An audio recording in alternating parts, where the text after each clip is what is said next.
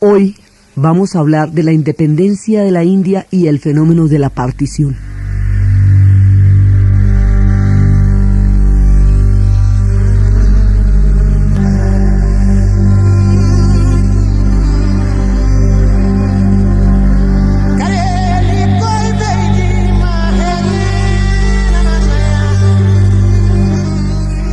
La independencia de la India, toda la campaña fue suspendida durante la Segunda Guerra Mundial.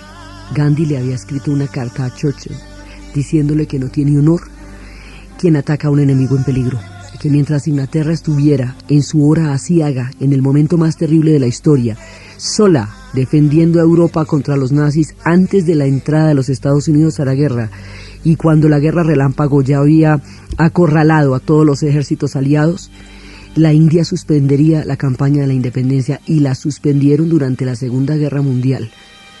Y fue una lección histórica igualmente maravillosa. Entonces, además desde otro punto de vista también era una cosa tremendamente astuta, porque es que si hubieran ganado los nazis no hay sujeto. De eso no se había podido sacar nada, nadie hubiera podido sacar nada de eso tampoco. Entonces, para la campaña de independencia. Y cuando ya termina la Segunda Guerra Mundial, quedan las cosas claritas. Inglaterra queda del bando de los vencedores, terriblemente maltrecha y estremecida, pero del bando de los vencedores las cosas quedan claras. Entonces, bueno, ahora sí en qué íbamos, y entonces arrancan otra vez. Ya en ese momento es un tironcito nomás, ya es un solo envión, porque ya está hecho todo, ya se hizo la marcha de la sal, el boicot de las manufacturas inglesas, ya se hicieron todas las marchas, ya se sentó el precedente de que la civilización era de la India, y que la reacción de los británicos frente a la nobleza, el enaltecimiento y la magnanimidad del alma de los hindúes había sido la violencia. Entonces ya todo lo que el mundo tenía que ver y la lección histórica que se tenía que dar ya se había dado, por un lado. Y por el otro lado, Inglaterra estaba exhausta, había quedado tan supremamente destruida en la Segunda Guerra Mundial, había sido tan grande su sacrificio, tan terrible su hora de horror, que realmente, por mucho que le doliera y por mucho que algunos se opusieran, incluido Churchill, por mucho que intentaran, ya no tenían realmente con qué asegurar el imperio, ya no tenían la fuerza para oponerse a una decisión tan supremamente inquebrantable como la que habían demostrado los pueblos habitantes de la India, de independizarse. Entonces, ahí ya la cosa se va a desarrollar en términos muy, digamos, de llegar a un punto de independencia. Eso es como la última fase de toda la lucha. Ahí ya Gandhi había ganado, es decir, ya cuando entramos en la segunda parte, eso ya está ganado. Vamos a ver es cómo se hace, vamos a desarrollar ahí los términos, a ver cómo es que se va a hacer. Pero lo que se quería demostrar ya se demostró. Y Churchill, que hubiera podido ser, digamos, un personaje que hubiera puesto muchísimos problemas para la independencia, ya no estaba gobernando. Porque cuando Churchill gana la guerra, llaman a elecciones y pierde las elecciones, porque los ingleses han decidido que el hombre que los llevó a la victoria durante la guerra no será el hombre que los gobierne en la paz, porque en la paz van a necesitar es un personaje de espíritu reconciliador, que no era Churchill. En la guerra necesitaban a un guerrero, en la paz a un reconciliador. Entonces Inglaterra necesita reconciliarse, Inglaterra necesita crear el Estado benefactor, porque después de un sacrificio tan absolutamente aterrador como el que se les había pedido durante la Segunda Guerra Mundial, algo tenía que dárseles a cambio, lo suficientemente importante para que hubiera valido la pena tanto sacrificio. Entonces lo que les dan en retorno por haberles pedido las cosas que les pidieron, por todo la sangre, el sudor y las lágrimas, es el Estado benefactor, la seguridad social desde la cuna hasta la tumba. Inglaterra está montando el Estado benefactor, está reconciliándose por dentro, está reconstruyéndose como sociedad. Ya no es el arrogante imperio que podía gobernar el mundo allende los mares. Ya no quedan ni siquiera orgullosos soldados británicos, han muerto demasiados en la guerra. Entonces ahora Luis Mountbatten, asume el virreinato de la India como una figura llamada a protagonizar y a pactar la independencia. Es como el trato ya. Él será el último virrey de la India, y cuando se está posesionando le está diciendo, cuando llega a la India dice que él, ese honor de ser recibido como el virrey de la India, será el último de los británicos en recibirlo y en poder decir que lo vivió. Y empieza, dice, bueno, entonces, pues hablemos. Y hablemos a ver cómo es que se van a ir, se van a dar media vuelta, se van a ir caminando de la India, como Gandhi les aseguró que iban a hacer alguna vez. Entonces Gandhi decía, bueno, yo ya no dudo de que la independencia se va a lograr. Lo que me preocupa es la forma que va a tener esa independencia. Esa es la parte que no me queda todavía clara, y ahí es donde estoy como realmente confundido. Sé que ya somos libres, lo somos, ya no hay ninguna duda sobre eso. ¿Qué característica va a tener nuestra libertad? ¿Cuál va a ser nuestra forma en el futuro? Eso es lo que realmente me desvela. Hay una ley en el colonialismo, y es que cuando se produce la descolonización, durante el proceso de descolonización o de independencia, en el cual un pueblo nace sobre la independencia de otro, hay un enemigo común, y todo el mundo está de acuerdo en ese enemigo común. Pero una vez que se logra la independencia o la descolonización, o como quiera que se le llame al mismo fenómeno, que es nacer a partir de la libertad frente a un país invasor, hay el problema de que toda la gente que tenía un enemigo común y un objetivo común ya no tiene nada en común. Entonces empiezan a darse enfrentamientos que varían según las diferencias de los pueblos, pero que llevan al mecanismo de la guerra civil. Por eso, inmediatamente después de las independencias vienen las guerras civiles, y de eso no se ha exceptuado nadie. En América Latina hay cualquier cantidad de guerras civiles en el siglo XIX, nosotros la tuvimos entre federalistas y centralistas, los norteamericanos la van a tener no inmediatamente después, pero al ratico, entre el sur y el norte, los argentinos, que fueron los primeros en independizarse, las tuvieron de una vez en 1813, cuando se independizaron, 1812, cuando logran la independencia en 1812, ahí empiezan las guerras civiles. En África, las guerras civiles empiezan después de la descolonización. En la India va a pasar lo mismo. Pero entonces no es el enfrentamiento entre dos proyectos políticos, sino es el enfrentamiento entre dos grupos religiosos, los hindúes y los pakistaníes. Los musulmanes empiezan a plantear la necesidad de un Estado musulmán. Temen que la independencia de la India los vaya a tratar como una minoría y los vaya a deprivar de derechos y los vaya a someter. Dicen que ellos no quieren pasar de la subdominación inglesa a la dominación hindú, y como ellos estuvieron apoyados en los ingleses siempre se apoyan en un grupo contra otro. Entonces durante mucho tiempo se apoyaron los musulmanes contra los hindúes, porque esa es la característica del colonialismo. Esto de dividir y triunfarás, pues de todas maneras Maquiavelo es europeo, no le puedo olvidar a uno eso. Y esta estrategia la utilizaron en todas partes, desde las tribus aztecas que Cortés dividió, hasta las tribus incas, todas han sufrido ese fenómeno de apoyar a un grupo contra otro. Entonces los musulmanes están pidiendo un Estado independiente. Ese pedido está encabezado por un hombre llamado Ali Jinnah. Ali Jinnah, que es el forjador del Estado de Pakistán, es un personaje que tiene, digamos, dificultades muy grandes para relacionarse con Gandhi y Gandhi para relacionarse con él. Gandhi lo llamaba el hombre con un problema para cada solución. Decía que era bien complicado negociar con él porque bloqueaba las cosas, siempre bloqueaba las cosas. Aquí hay una paradoja de la historia. Jinnah va a plantear la partición como condición de surgimiento de la nueva India. Y aquí pasa una cosa muy grave.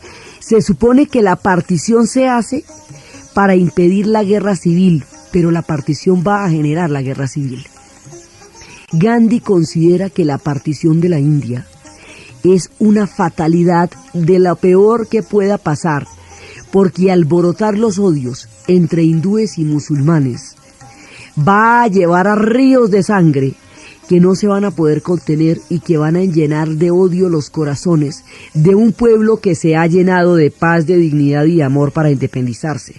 El mismo trabajo que él considera que fue tan importante para llevar a la independencia se puede voltear en el momento en que las personas sientan odio. Digamos, el odio que va a implicar el enfrentamiento entre hindúes y musulmanes es lo que más le preocupa a Gandhi, el odio en los corazones. Porque cuando se prenden esas semillas de odio son muy difíciles de arrancar y muy difíciles de cambiar, y eso era lo que a él le preocupaba más que nada. Pero las fuerzas se van polarizando. Jinnah no va a admitir otra posibilidad. Y es más, Jinnah va a morir al poco tiempo. Jinnah estaba gravemente enfermo cuando se dieron todas las circunstancias de la partición, y como en esas cosas de la historia, si de pronto la partición se plantea o se pospone más tarde, a lo mejor no se hace, porque ya muerto Jinnah de pronto ya no hubiera tenido esa capacidad de liderazgo que él tenía. Pero él estuvo ahí, él partió la India y luego él murió. Entonces la India se va hacia la partición, y la partición implica arrancarle un pedazo del corazón a la India, que es toda la parte del norte, que fue el imperio del antiguo reino mogol y el último de los florecimientos de los reinos de la India antes de la llegada de los británicos.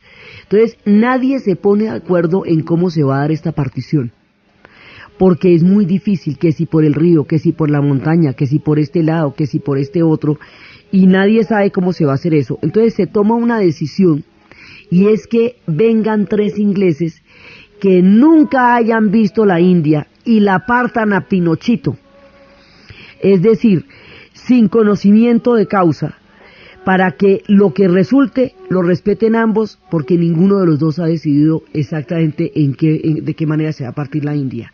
Y esto va a quedar como quede, y eso es lo que vamos a ver después.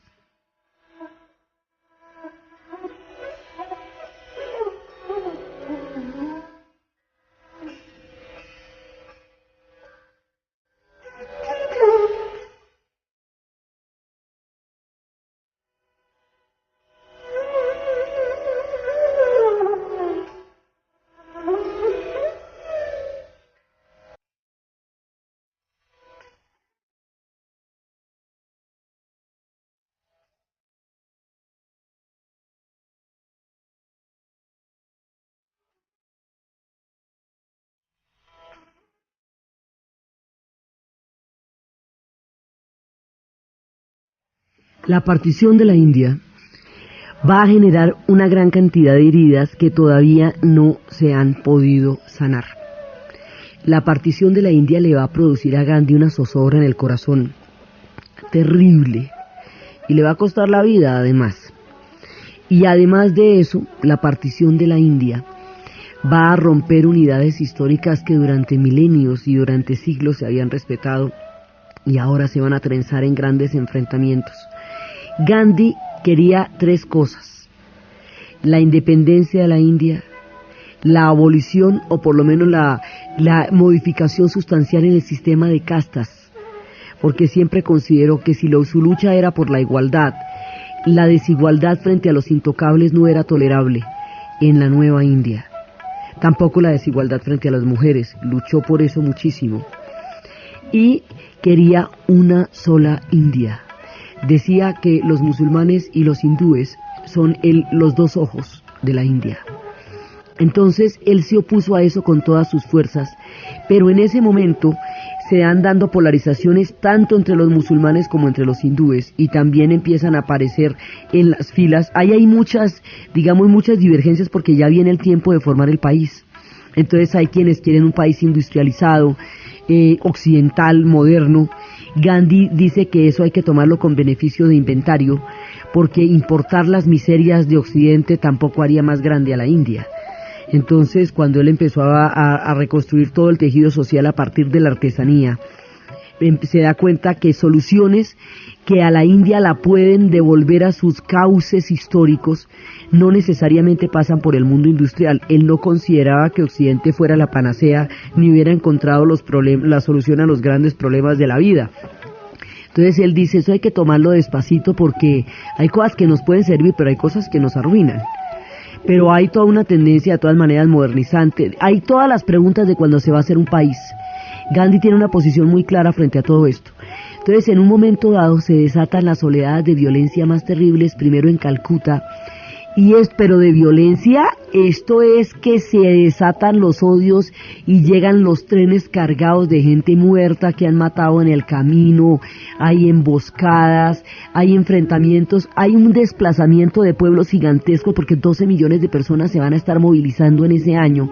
Toda la gente que está al sur de la India y que es musulmana va a empezar a emigrar hacia el norte. Y toda la gente que está al norte de la India y que es hindú y que correspondería al territorio de Pakistán va a empezar a emigrar hacia el sur. Entonces, mientras nos cambiamos de vuelta, ahí hay 12 millones de personas movilizándose de un lado para el otro, y en esa movilización se dan enfrentamientos durísimos. Entonces, cada vez que esos enfrentamientos se daban, Gandhi ayunaba, y ayunaba, y ayunaba. Y en el primer ayuno logra parar la violencia en Calcuta por la presión moral que su ayuno ejerce sobre la conciencia de su pueblo. Y así, ya ver, y me les muero, mejor dicho. Entonces decían, no, yo soy capaz de cargar con los crímenes tan horribles que he cometido, decían algunos, pero no con la conciencia del alma del Mahatma. Entonces paraba la violencia. Pero era una dinámica muy compleja, esa guerra civil va a ser pavorosa, es un año, pero es un año gravísimo. Y después hay un momento en que la violencia se ha desatado con tales características, que ha sido una manera tan terrible, que Gandhi dice, mire, yo estoy dispuesto a hacer absolutamente lo que sea por evitar esta violencia y por evitar la partición. Si para evitar la partición habría que darle el gobierno a los musulmanes, pues le damos el gobierno a los musulmanes. Pero aquí no puede haber partición porque la partición va a generar una cantidad de problemas que no vamos a poder solucionar en el futuro. Entonces, él toma la determinación más radical, es hablar con los musulmanes, pactar con ellos y si quieren que gobiernen, pero que la India se mantenga unida dentro de todos sus límites históricos. Cuando toma esa decisión, y al día ya lo va a hacer al día siguiente, esa tarde, cuando estaba recibiendo la gente que iba a saludarlo y que iba a orar con él, un hombre de la casta brahmin, disfrazado en ese momento, se cuela entre la multitud y lo asesina. Y mata al alma más grande del siglo XX. Asesina al hombre más maravilloso que dio el siglo XX, y el siguiente, porque nos tocaron dos en ese siglo, que sería Martin Luther King, tomando todas las experiencias y las lecciones del Mahatma para el sur de los Estados Unidos, también sería asesinado. Perseguidos por el odio y la intolerancia, mueren estos hombres de alma grande.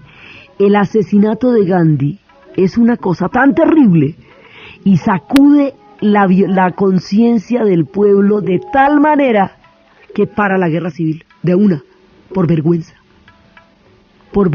total, porque nadie puede creer que algo así haya pasado, que de sus propias manos haya salido el asesino del Mahatma.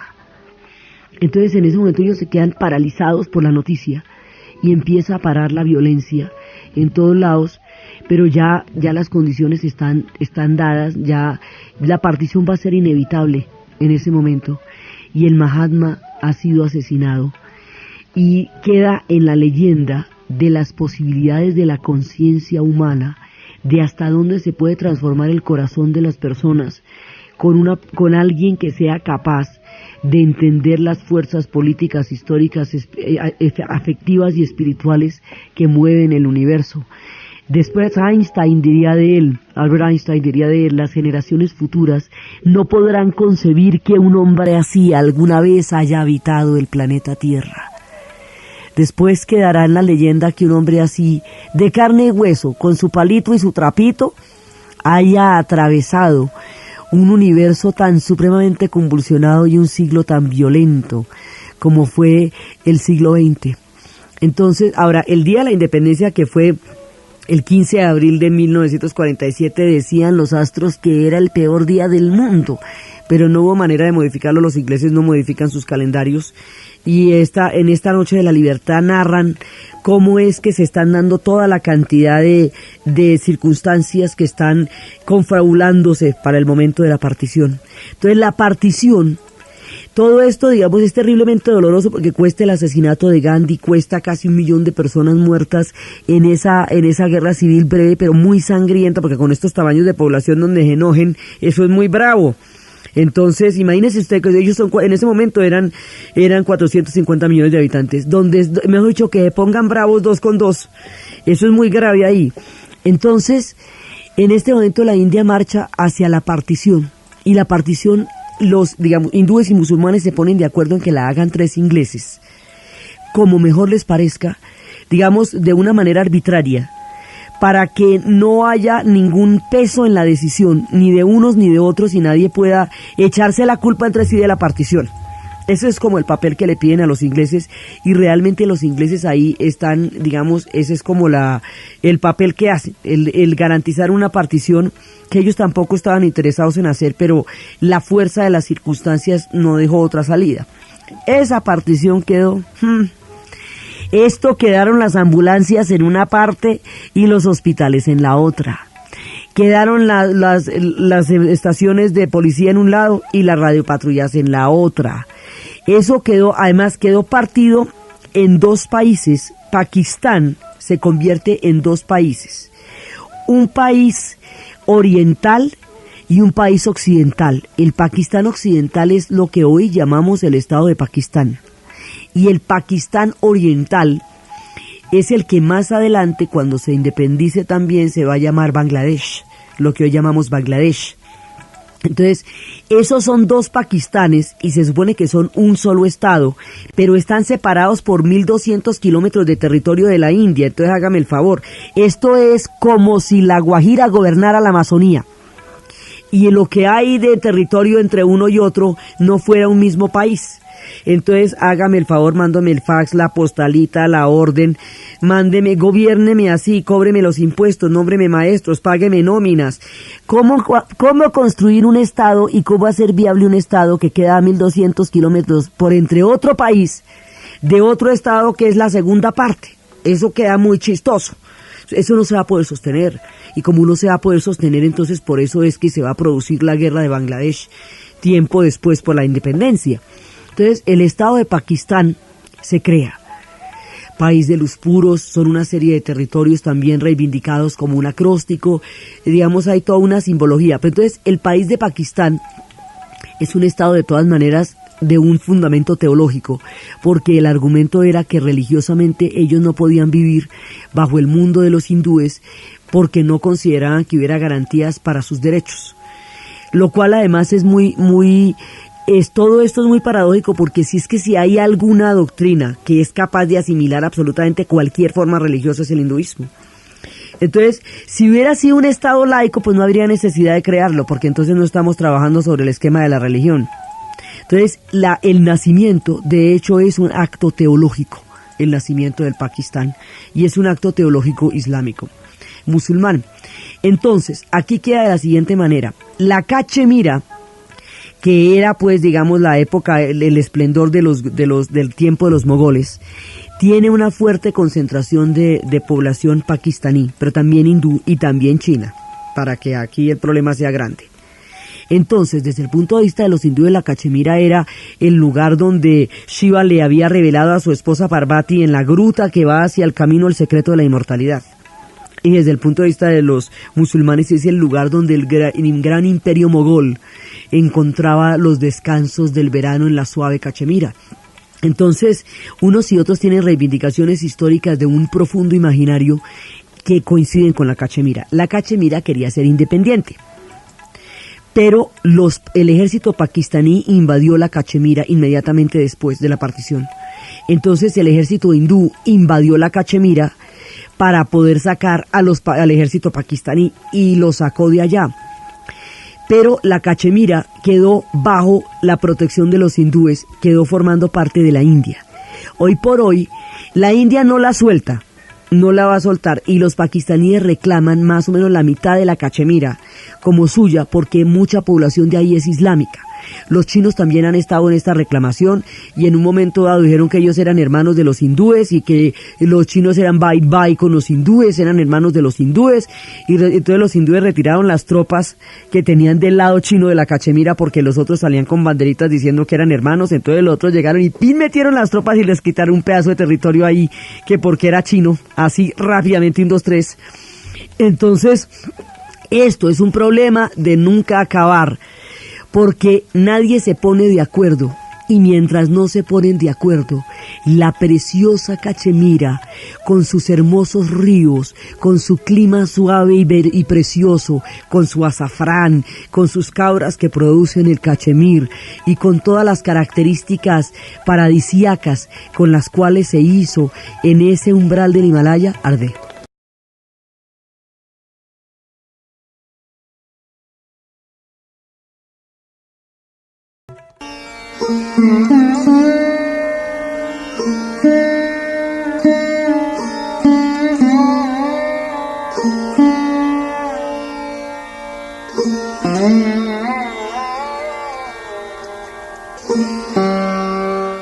La Cachemira arde todavía y eso no se ha solucionado, pero en cambio ahorita hay bombas nucleares de lado y lado, de Pakistán y de la India, por la Cachemira. Entonces la Cachemira desde el momento de la partición hasta ahora ha tenido como 5 guerras grandotas y enfrentamientos continuos. Y en este momento pues está muy cerca de la zona de Candela, de toda el Asia Central que está en este momento de una manera inflamable. Pero el origen de todos estos conflictos es la partición. Por otro lado, existe otro pueblo que habíamos hablado de Nanak, el personaje que se había sumergido en un lago y había salido a los 4 días, después de que todo el mundo pensó que se había ahogado. Entonces cuando salió le dijeron, bueno, ¿y qué esto qué fue? Dijo, no, pues ¿cómo les parece que vi a Brahma? Vi el rostro de Brahma y resulta que Brahma no es ni hindú ni musulmán. Ah, no. Entonces empezaron a seguirlo hindúes y musulmanes a lo largo de su vida. Cuando ya iba a morir, porque él sabía qué día era el que iba a morir, había la lucha de cómo lo iban a enterrar o cómo lo iban a cremar. Lo cremarían si moría por el rito de los hindúes, lo enterrarían si moría por el rito de los musulmanes. Entonces él dijo que pusieran flores frescas alrededor de su cadáver, al lado y lado, a un lado los hindúes, a otro lado los musulmanes, y que cuando él muriera, al otro día, cuando llegaran a ver el cadáver, las flores que estuvieran más secas, más limpias, más frescas, las flores que estuvieran más frescas, así sería la manera como sería su rito mortuorio. Al otro día, cuando fueron a mirar, ambos ramos de flores estaban igualmente frescas, es decir, cualquiera de las dos cosas valía. Este sincretismo entre el Islam y el hinduismo que va a llevar Nanak da el origen religioso a los Sikhs. Los Sikhs son los habitantes de un estado que es el estado más rico de la India, que es el Punjab. El Punjab había sido durante, el relato de Nanak es del siglo XVI, así que desde el siglo XVI al siglo XX, los Sikhs habían convivido perfectamente en paz, hindúes y musulmanes, porque la naturaleza de la religión Sikh es precisamente una fusión, un sincretismo entre esas dos religiones. El Punjab, una tierra próspera, rica, pacífica, pluralista, fue roto en la mitad de la partición sin la delicadeza de contarle a los Sikhs que les iban a partir el Punjab. Entonces, una parte del Punjab quedó en Pakistán, otra parte del Punjab quedó en la India. Y ahí estallan unos brotes de violencia durísimos por cuenta de la partición, donde antes reinaba una armonía y una concordia grandes porque no existían diferencias sustanciales que los alejaran o llenaran sus corazones de odio. Ese va a ser otro conflicto gravísimo que más adelante le va a costar la vida a Indira Gandhi. Entonces, eso lo vamos a ver después, pero el origen es en la partición, es que empiezan los conflictos dentro de los Sikhs. Los Sikhs se reivindican como herederos y descendientes de los dravídicos, es decir, de los primeros habitantes de la India antes de la llegada de los arios, y son los que tienen el turbante. Este pueblo va a quedar roto por la partición. la Cachemira va a quedar en un territorio de disputa permanente. Pakistán va a quedar en unas condiciones muy particulares porque Pakistán, ¿se acuerdan que han corrido la frontera del paso Khyber para que el Imperio Británico pudiera trancar la expansión del Imperio zarista? Entonces mueven la frontera por Afganistán hasta el paso Khyber, a pesar de haber perdido esa guerra contra los afganos. Los afganos están compuestos por un pueblo que se llaman los Pashtuns, que son una mayoría. Ese pueblo es tanto de Pakistán como de Afganistán y es el mismo combo. Cuando corrieron la frontera hacia el paso Khyber, rompen la unidad de un pueblo que durante mucho tiempo ha sido el mismo, los Pashtuns. Entonces casi que es como dos pedazos, dos países, un solo pueblo, los Pashtuns. Entonces la política de Pakistán va a influir siempre sobre la de Afganistán y al revés, porque son los dos pueblos los que están ahí contenidos, el mismo pueblo contenido en dos países. Entonces, a la hora de los conflictos actuales, Pakistán juega un papel importantísimo ahí porque tiene la otra mitad de la población que se estaba moviendo en Afganistán, y los talibanes llegan mucho tiempo después al poder con apoyo del gobierno pakistaní de la época, porque Pakistán va a tener siempre una gran divergencia entre una tendencia laica, que era como la de Benazir Bhutto, y una tendencia islámica, una tendencia religiosa, teológica.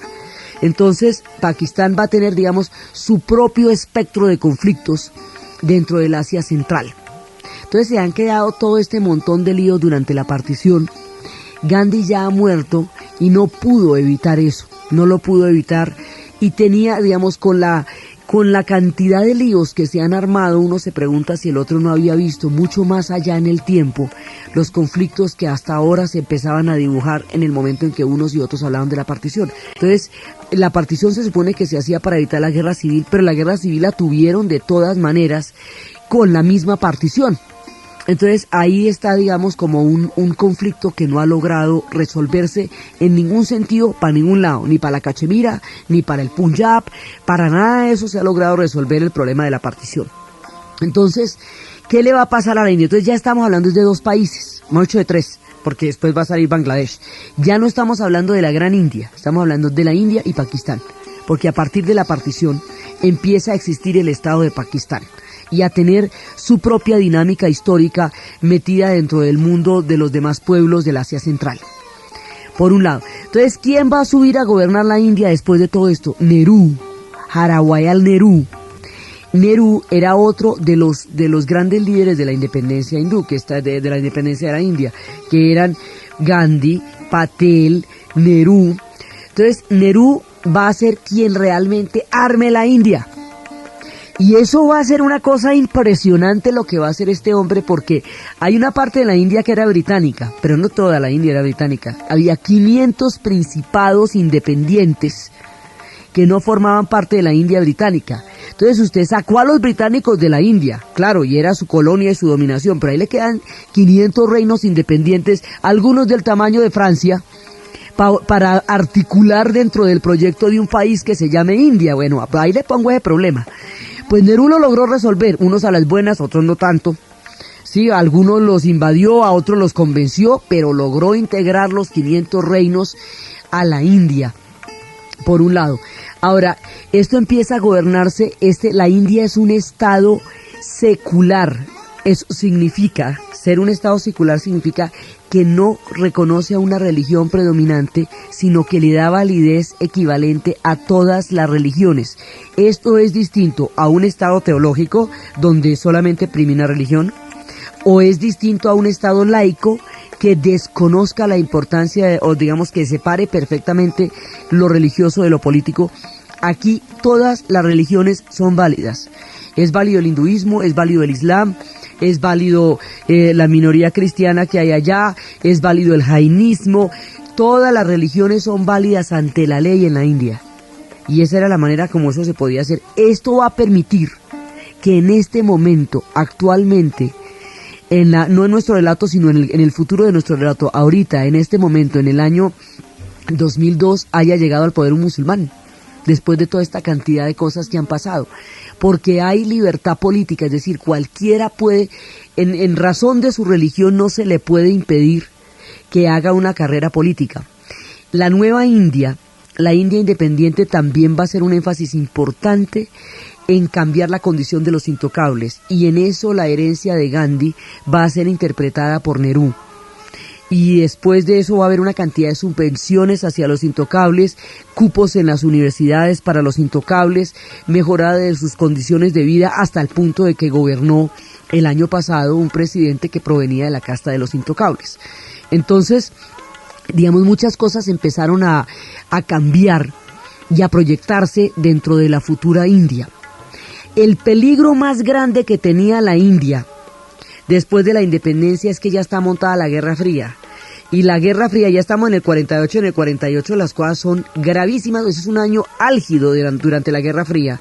Entonces, la idea es que esa bipolaridad de los Estados Unidos y de la Unión Soviética no se trague el proyecto de independencia de la India, y eso es lo que quiere Nehru. Entonces se va a juntar con otros personajes que tengan condiciones históricas suficientemente buenas para poder intentar una tercera vía. Uno de ellos es Tito, porque Yugoslavia derrotó solita a los alemanes y fue el único, a los nazis, y fue el único país fuera de la Unión Soviética que contó ese cuento en Europa. Entonces, cuando llegaron unos y otros, los aliados y los soviéticos, a liberar y de una vez a alinear los países que fueron siendo, donde los alemanes fueron siendo evacuados por las tropas aliadas o soviéticas, pues llegaron a Yugoslavia, ya los tenían a mordiscos en un camión, los han sacado de ahí y les dijeron, bueno, miren, ahí queden con ellos. La autonomía que esa victoria le va a dar a Tito, la independencia de la India, inspirada en un recurso que proviene del suelo de su tierra, que es la fuerza del espíritu, por lo tanto no le debían la independencia a nadie, ni le compraron las armas a nadie, porque no utilizaron armas, ni entraron mercenarios, nada. La autonomía que le da la India, haberse liberado sobre la fuerza de su propio espíritu, y el proyecto de Nasser, el panarabismo, como un proyecto cultural, político, histórico, que le dé a los pueblos árabes una dignidad en el mundo después de la era colonial, les permite lanzar junto con Indonesia, que estaba también en un proceso similar, lo que se va a conocer como los no alineados. Los países no alineados, integrados originalmente por Tito, por Nasser, por Nehru y por Suharto, estos países no alineados tienen como objetivo establecer unas condiciones de independencia distintas a la gravitación entre los Estados Unidos y la Unión Soviética. Y eso es lo que intentan hacer. Ahora, el mundo será cada vez más estrecho y más bipolar, y cada vez será más difícil mantener lo específico de un conflicto por entre esta ajedrez macabro que terminó metiendo a todo el mundo dentro de sus dinámicas de polaridad.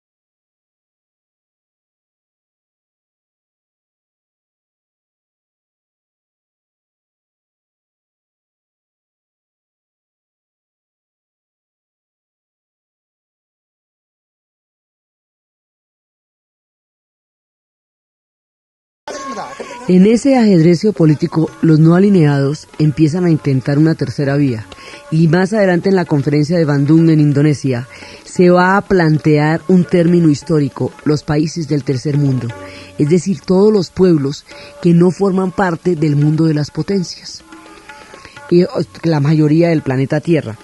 A pesar de que nuestra descolonización fue un siglo antes, y a pesar de que nuestros problemas en el siglo XX no tuvieron que ver directamente con un proceso de descolonización, América Latina también queda dentro de los países del tercer mundo, digamos eso para precisiones históricas, no va y nos confundamos de barrio. Entonces, resulta que empieza una conciencia de una nueva forma de abordar el orden económico y social que dé oportunidades a los pueblos más empobrecidos y a los pueblos que están recién naciendo y que están despertando al alba de las independencias. Ese es el proyecto. Pero resulta que la bipolaridad de la Guerra Fría va cerrando filas, y los norteamericanos se van a apoyar en Pakistán para buscar su presencia en la zona, y eventualmente, a pesar de todos los intentos de una neutralidad, la India va a terminar apoyándose en la Unión Soviética. La India pidió a los Estados Unidos créditos de apoyo para desarrollo después de la independencia, pero no los obtuvo, y la Unión Soviética encantada se los dio, porque lo que negaban los unos los otros lo consideraban una papaya maravillosa, y allá llegaban con los créditos felices de la pelota. Entonces, de todas maneras, ellos crearon ese referente histórico, pero la bipolaridad de la Guerra Fría terminó por absorber, y ahí el conflicto de la India y Pakistán, que era un problema entre hindúes y musulmanes, se nos vuelve un problema de la Guerra Fría. Entonces se contamina de la dimensión de la Guerra Fría, y la mecánica de la Guerra Fría hace que la especificidad de un conflicto, su origen y sus características se pierda dentro del enfrentamiento este-oeste. Entonces, el otro peligro que tienen ellos en sus enfrentamientos es que les toque un orden mundial encima que incluya sus conflictos en los conflictos que el orden mundial está generando, como les puede llegar a pasar ahorita con la Cachemira, que ellos están estacionados en una zona peligrosísima donde se quieren armar muchísimos incendios.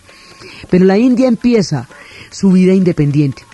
Ahora, la muerte de Gandhi, vergonzosa como es para todos, porque es increíble que un hombre así haya sido asesinado, a pesar de la muerte de él lo que hizo fue crear un referente, un paradigma. Eso es lo más difícil del mundo. Los paradigmas son aquellos ideales sobre el cual se mueven las personas, aquello que debe llegar a ser, que se aspira a ser, que se piensa que se puede ser. Sin esos referentes, usted no tiene linternas para avanzar en la oscuridad del bosque, porque la realidad y la historia y las sociedades son terriblemente caóticas. Si usted no tiene como un punto, un faro, una mira hacia dónde llegar, pues usted está en la mitad del caos, y esa es una situación sumamente delicada, ¿no? Si sabremos nosotros.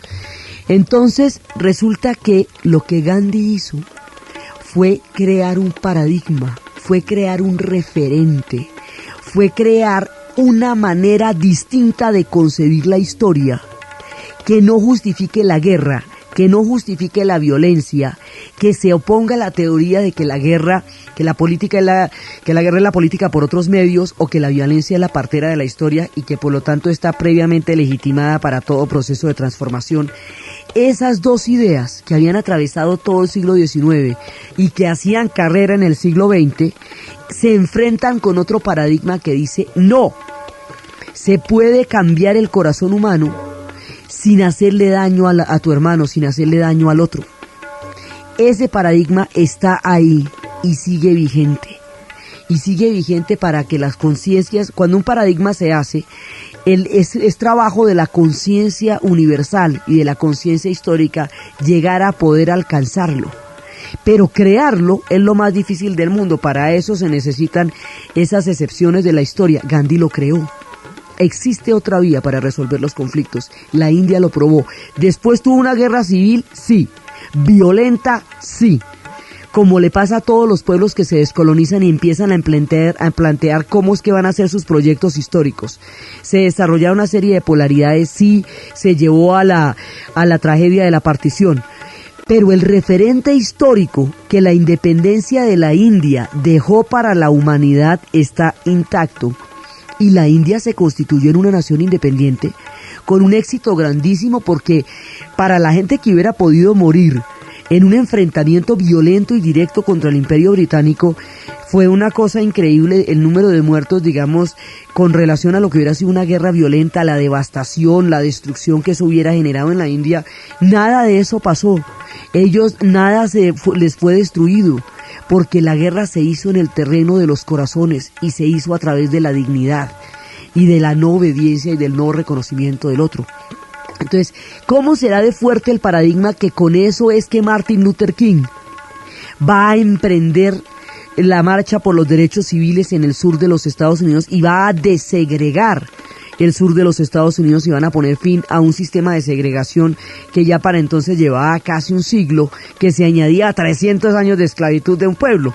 Entonces, estos paradigmas están ahí para ser leídos, están ahí para ser escuchados, están ahí para entrar en el corazón de las personas, cuando las conciencias de los pueblos sean capaces de entenderlos. Eso fue lo que hizo Gandhi.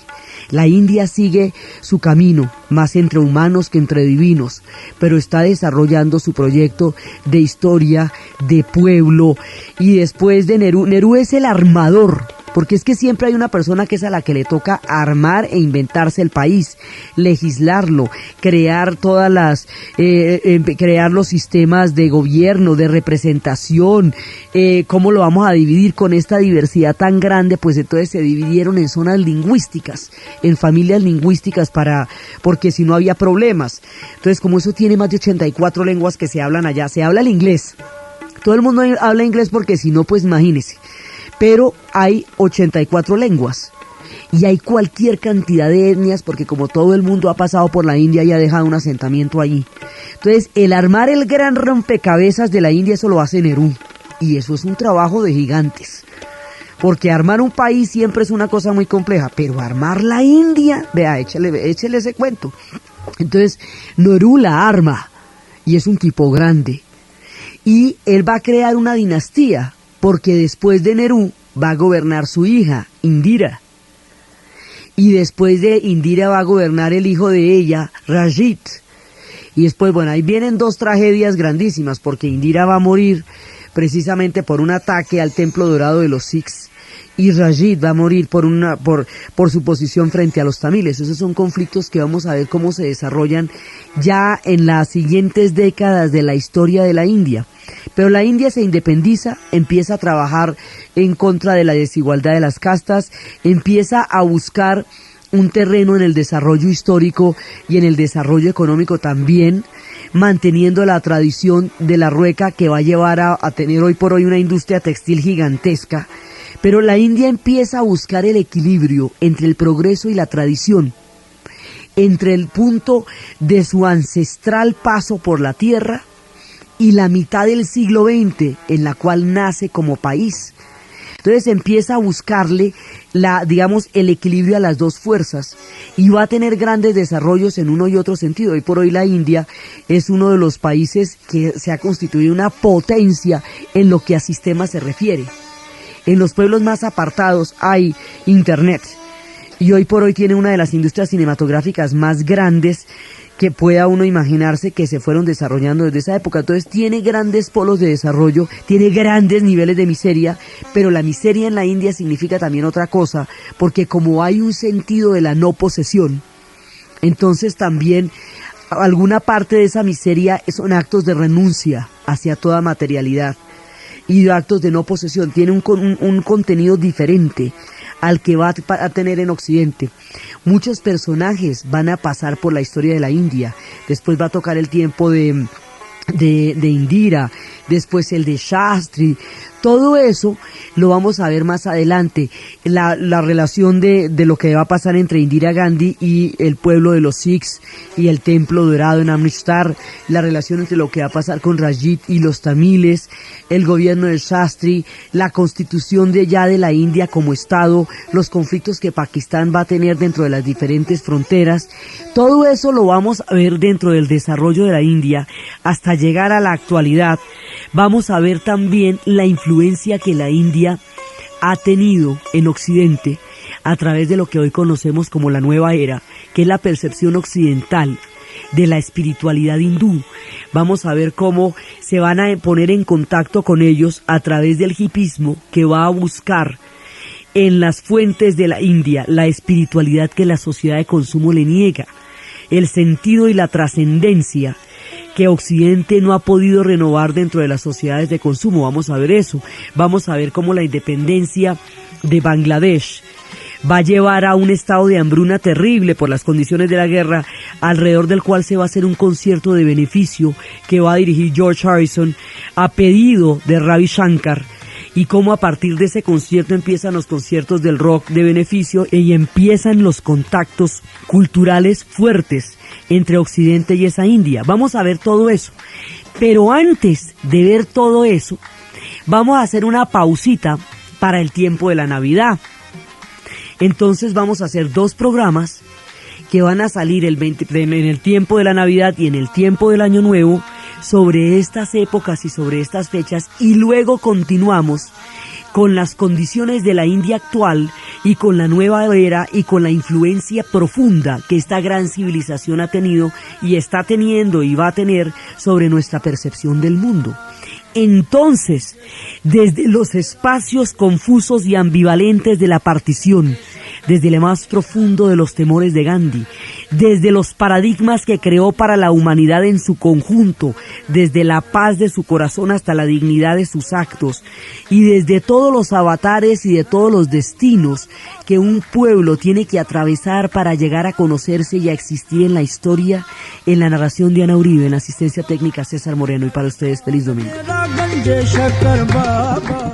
De llegar a un punto de independencia, eso es como la última fase de toda la lucha. Ahí ya Gandhi había ganado, es decir, ya cuando entramos en la segunda parte, eso ya está ganado. Vamos a ver es cómo se hace, vamos a desarrollar ahí los términos, a ver cómo es que se va a hacer, pero lo que se quería demostrar ya se demostró. Y Churchill, que hubiera podido ser, digamos, un personaje que hubiera puesto muchísimos problemas para la independencia, ya no estaba gobernando, porque cuando Churchill gana la guerra, llaman a elecciones y pierde las elecciones porque los ingleses han decidido que el hombre que los llevó a la victoria durante la guerra no será el hombre que los gobierne en la paz, porque en la paz van a necesitar es un personaje de espíritu reconciliador que no era Churchill. En la guerra necesitaban a un guerrero, en la paz a un reconciliador. Entonces Inglaterra necesita reconciliarse, Inglaterra necesita crear el Estado benefactor, porque después de un sacrificio tan absolutamente aterrador como el que se les había pedido durante la Segunda Guerra Mundial, algo tenía que dárseles a cambio, lo suficientemente importante para que hubiera valido la pena tanto sacrificio. Entonces lo que les dan en retorno por haberles pedido las cosas que les pidieron, por todo la sangre, el sudor y las lágrimas, es el Estado benefactor, la seguridad social desde la cuna hasta la tumba. Inglaterra está montando el Estado benefactor. Está reconciliándose por dentro, está reconstruyéndose como sociedad. Ya no es el arrogante imperio que podía gobernar el mundo allende los mares. Ya no quedan ni siquiera orgullosos soldados británicos, han muerto demasiados en la guerra. Entonces ahora Luis Mountbatten, asume el virreinato de la India como una figura llamada a protagonizar y a pactar la independencia. Es como el trato ya. Él será el último virrey de la India y cuando se está posesionando le está diciendo, cuando llega a la India dice que él, ese honor de ser recibido como el virrey de la India, será el último de los británicos en recibirlo y en poder decir que lo vivió. Y empieza, dice, bueno, entonces, pues hablemos. Y hablemos a ver cómo es que se van a dar media vuelta, se van a ir caminando de la India, como Gandhi les aseguró que iban a hacer alguna vez. Entonces Gandhi decía, bueno, yo ya no dudo de que la independencia se va a lograr. Lo que me preocupa es la forma que va a tener esa independencia. Esa es la parte que no me queda todavía clara y ahí es donde estoy como realmente confundido. Sé que ya somos libres, lo somos, ya no hay ninguna duda sobre eso. ¿Qué característica va a tener nuestra libertad? ¿Cuál va a ser nuestra forma en el futuro? Eso es lo que realmente me desvela. Hay una ley en el colonialismo y es que cuando se produce remecida, pero del bando de los vencedores, las cosas quedan claras, entonces bueno, ahora sí en que íbamos y entonces arrancan otra vez.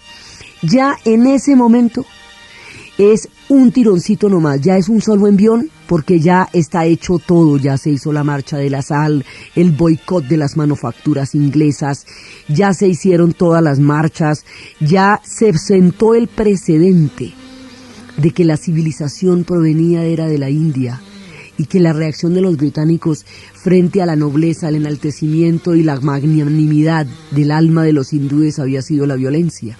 Entonces ya todo lo que el mundo tenía que ver y la lección histórica que se tenía que dar ya se había dado. por un lado. Y por el otro lado, Inglaterra estaba exhausta.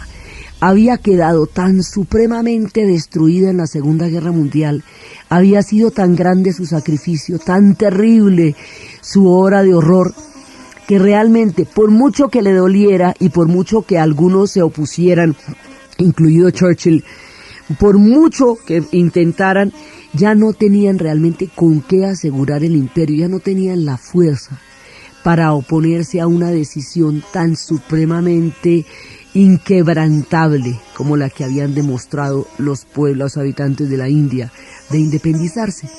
Entonces, ahí ya la cosa se va a desarrollar en términos muy, digamos, de la descolonización.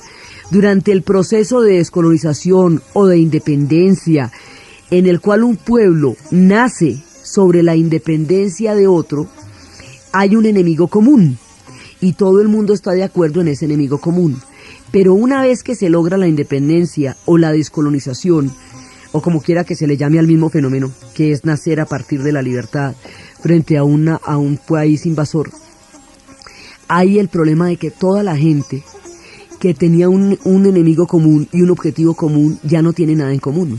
Entonces empiezan a darse enfrentamientos que varían según las diferencias de los pueblos, pero que llevan al mecanismo de la guerra civil. Por eso, inmediatamente después de las independencias vienen las guerras civiles, y de eso no se ha exceptuado nadie. En América Latina hay cualquier cantidad de guerras civiles en el siglo XIX, nosotros la tuvimos entre federalistas y centralistas, los norteamericanos la van a tener no inmediatamente después, pero al ratico, entre el sur y el norte, los argentinos, que fueron los primeros en independizarse, las tuvieron de una vez en 1813, cuando se independizaron, 1812, cuando logran la independencia en 1812, ahí empiezan las guerras civiles. En África, las guerras civiles empiezan después de la descolonización. En la India va a pasar lo mismo. Pero entonces no es el enfrentamiento entre dos proyectos políticos, sino es el enfrentamiento entre dos grupos religiosos. Hoy vamos a hablar de la independencia de la India y el fenómeno de la partición.